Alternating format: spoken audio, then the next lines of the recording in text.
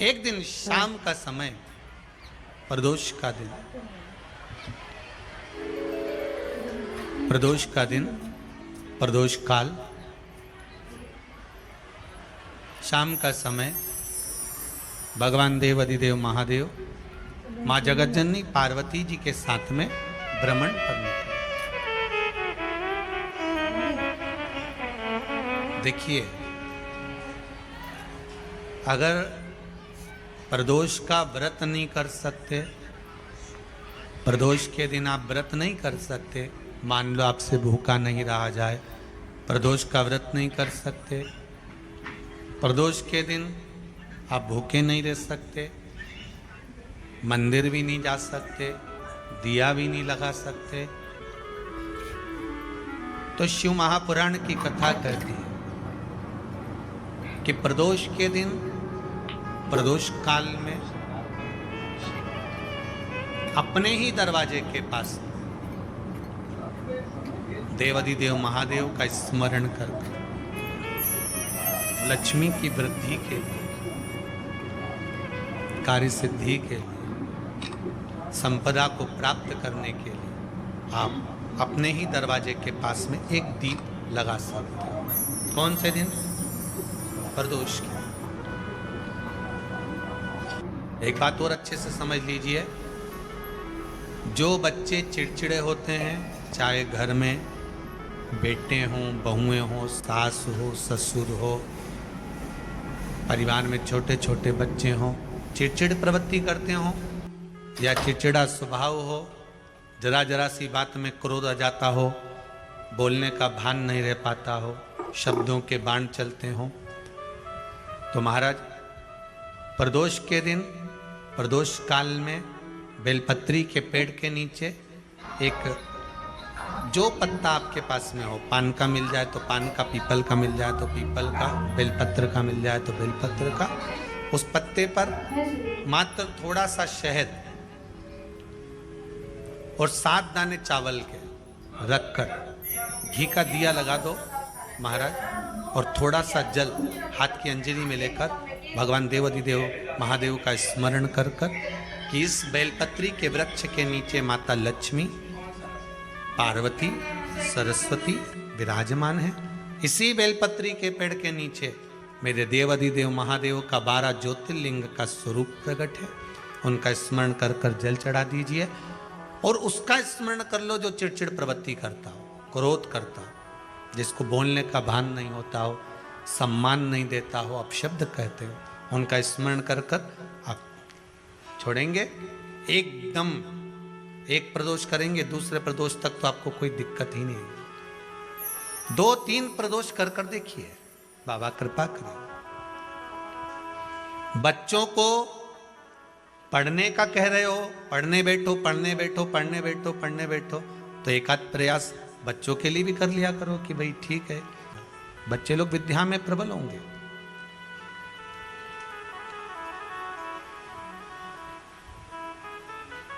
शिव उपासना का जो फल है वह 1000 गुना। पहले भी कथा में कहा, आज फिर कहते हैं, शिव मंदिर में जल बाद में चढ़ाना, शंकर के मंदिर में जाकर पंचामृत स्नान बाद में कराना, शंकर जी के मंदिर में जाकर पूजन बाद में करना, पहले थाली एक और रखकर शिव मंदिर में झाड़ू, पोछा या जो बेलपत्री, निर्माल्य जो भी रखा हो, उतरा हुआ सामान, उसको भरकर कहीं एक और जहाँ मंदिर वाले रखते हों वहाँ ले जाकर रख दो। झाड़ू पोछा एक बार जरूर। पूजन करने से पहले सबसे पहले सफाई का ध्यान रखो, और एक विश्वास रखना, आप मंदिर की सफाई नहीं कर रहे हो, फिर निवेदन करूंगा आपको, आप मंदिर की झाड़ू नहीं लगा रहे हो, आप मंदिर की सफाई नहीं कर रहे हो, आप मंदिर में पोछा नहीं लगा रहे हो। जितना हाथ आप मंदिर में फेर रहे हो सफाई के लिए, उतना आपके जीवन में जितना दुख है, जितनी तकलीफ है, जितना कष्ट है, जितनी बीमारी है, उस पर हाथ फेर रहे हो, मंदिर में नहीं फेर रहे हो। नहीं तो सारी दुनिया में जितने मंदिर हैं, सारे मंदिरों में ट्रस्टियों ने कुछ ना कुछ लगा के रखा है। स्वीपर आता है, साफ करके जाता है, ये आएगा सफाई कर कर जाएगा, पंडित जी होंगे तो बुआरी लगा देंगे, पंडित जी होंगे सफाई कर देंगे। उन्होंने तो पंडित जी को बोल के रखा कि साफ कर दो, पंडित जी करते भी हैं, पर पहला फर्ज आपका है कि आप मंदिर में आए हो तो पहले आप सफाई करो। क्यों? क्योंकि हम उसका द्वार साफ रखें। आज के समय में तो एक नियम हो गया साहब कि मंदिर में जाते हो तो मंदिर के दरवाजे पर चप्पल उतार के जाते हो, नहीं तो शास्त्र रीति तो ये कहती है कि मंदिर में भगवान सामने बैठा है तो उसके सामने चप्पल भी नहीं उतरना चाहिए। तो कई लोग कहते हैं मंदिर के अंदर थोड़ी ना उतार, हम तो जीने से भी बाहर, एकदम गेट के बाहर वहां उतार, पर सामने तो है ना, सम्मुख में तो है। तुम्हारे यहां अगर 4 लोग दिवाली मिलने आते हैं ना तो तुमने चप्पल रखने का भी स्टैंड बनाकर रखा है, साइड में उतारिए, दहली पर मत उतार देना, थोड़ा साइड में उतारो। सामने से सब आते जाते रहते हैं, सामने उतारो, सम्मुख में क्यों उतार रहे हो?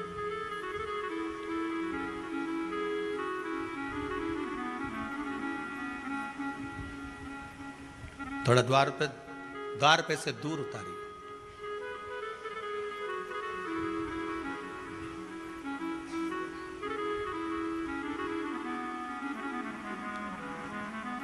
अभी तो कुबेरेश्वर धाम में काम चल रहा है, आप लोग जो दान दे रहे हो, आपके दिए हुए दान से निर्माण चल रहा है।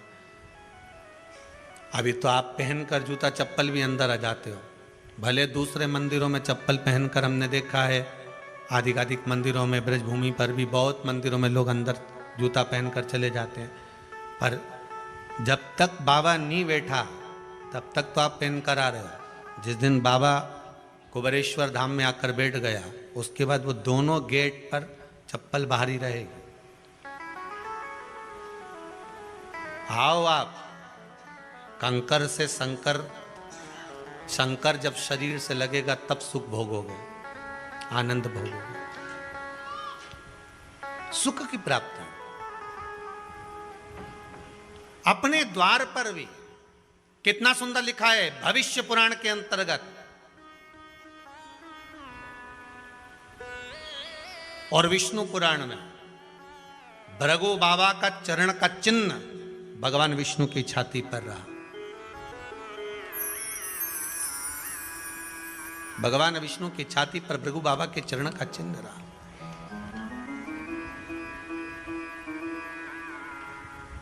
चरण का चिन्ह। अब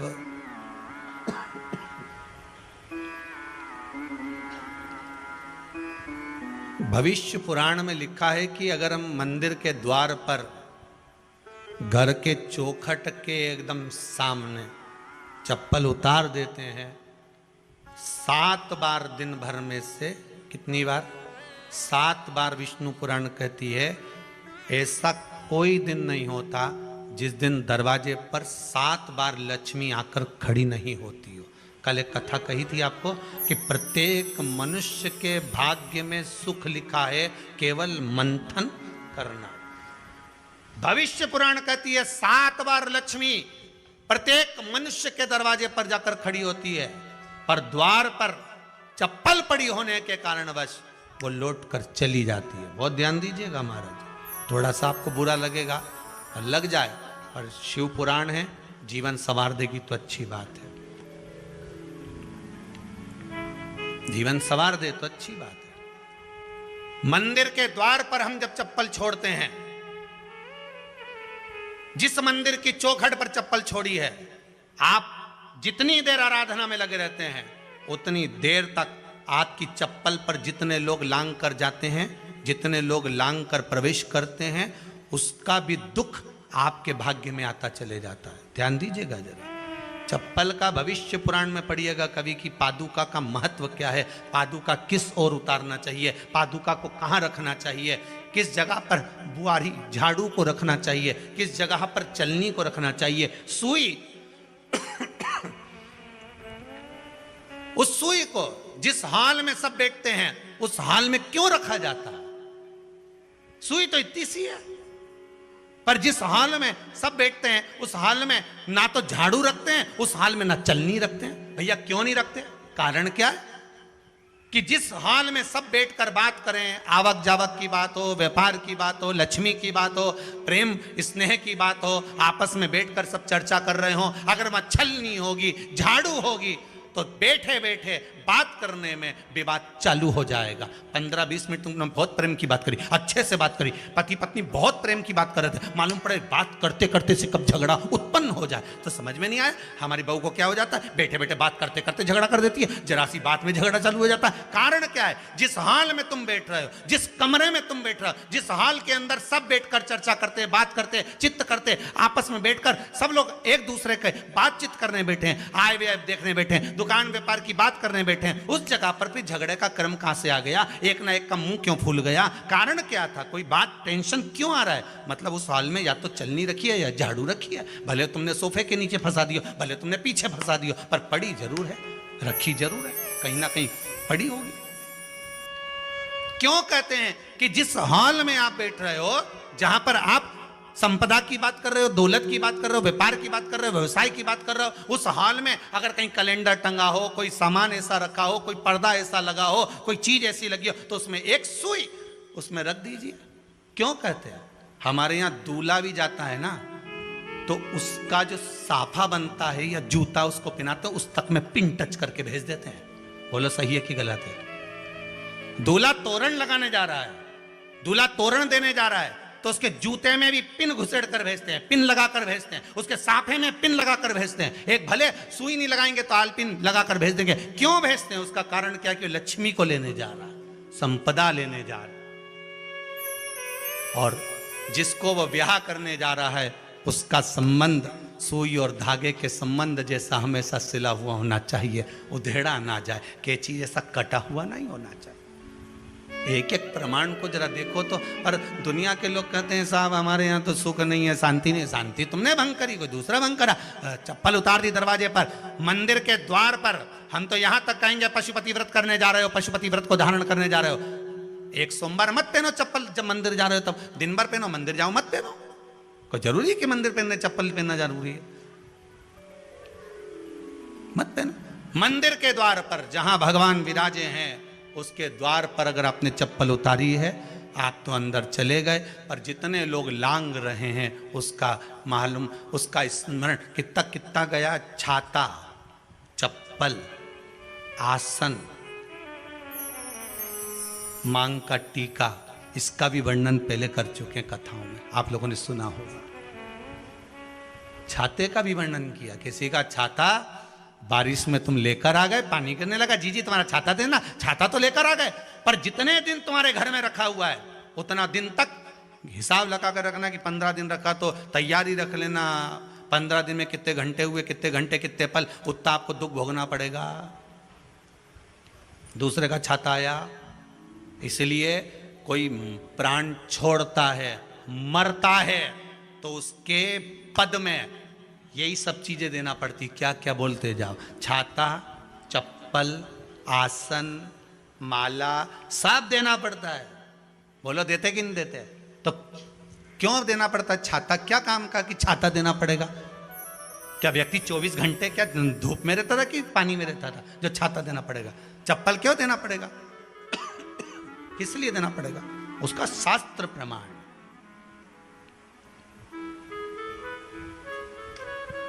जरा सा राजा परीक्षित ने जरासंध के मुकुट को सिर पे पहन लिया था और बुद्धि बदल गई थी। शमीक बाबा के गले में मरा हुआ सर्प डाल दिया था। सही है कि गलत है? केवल मांग का टीका अर्थात सिर पर मुकुट बदला और काम हो गया। बहुत ध्यान देना पड़ता है महाराज, बहुत ध्यान देना पड़ता है।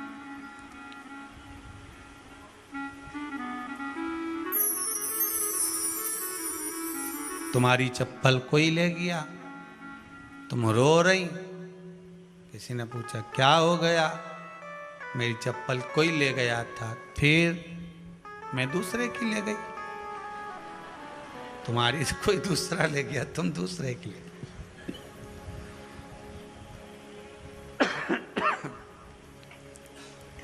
नहीं भाई,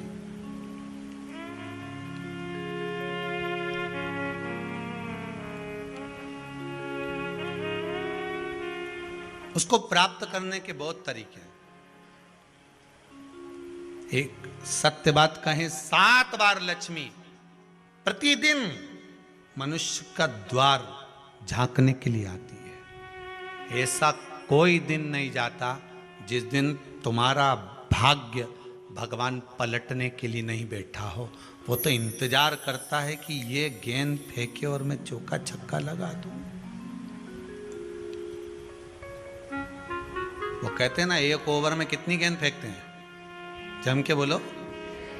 अरे एक ही फेंकते हैं। एक ओवर में कितनी गेंद फेंकते हैं? एक। वही गेंद बार बार फेंकते हैं ना। गेंद तो एक ही है नहीं। वो तो बार बार गिना है तो 6 बार गिना, तो फेंकी तो एक ही है कि बदल बदल के फेंक दी, पीली नीली हरी गुलाबी? नहीं, एक ही है।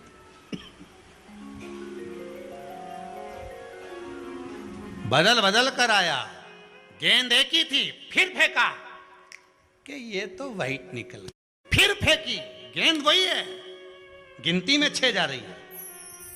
1 साल निकल गया, 1 दिन निकल गया, फिर गेंद फेंकी। अरे साहब, एक भी रन नहीं बना। फिर फेंकी, अभी भी नहीं बना। फिर फेंकी तो के बाउंड्री तक तो पहुंच गई है। अब की बार जो फेंकी तो के ऊपर से निकल गई, सीधे 6 पे पहुंच गई। भगवान भी ये कहता है, एक ही गेंद है, 6 बार फेंकी है।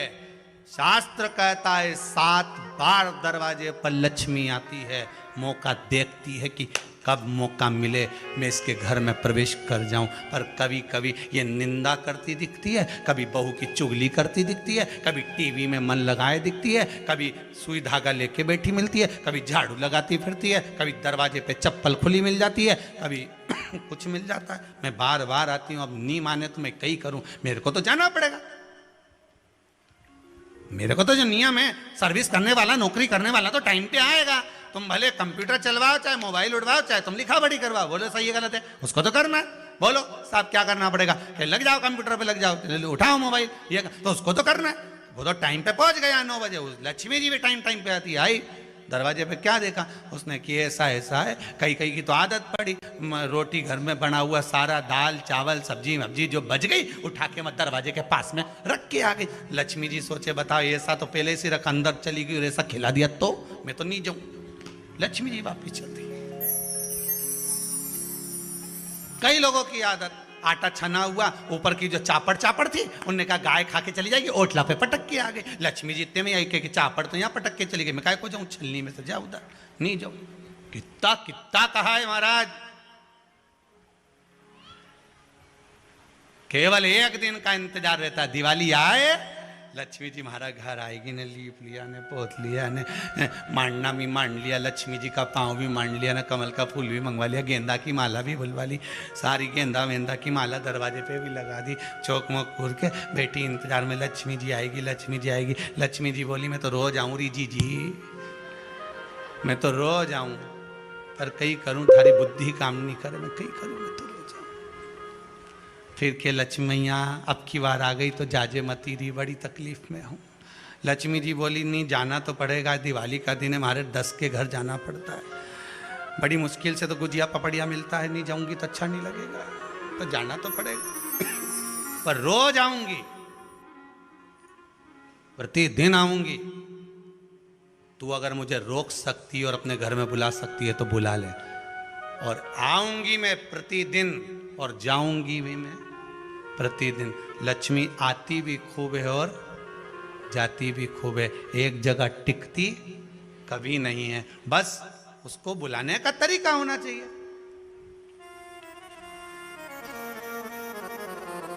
रोज भगवान चाहता है कि तेरा दिन फिर जाए।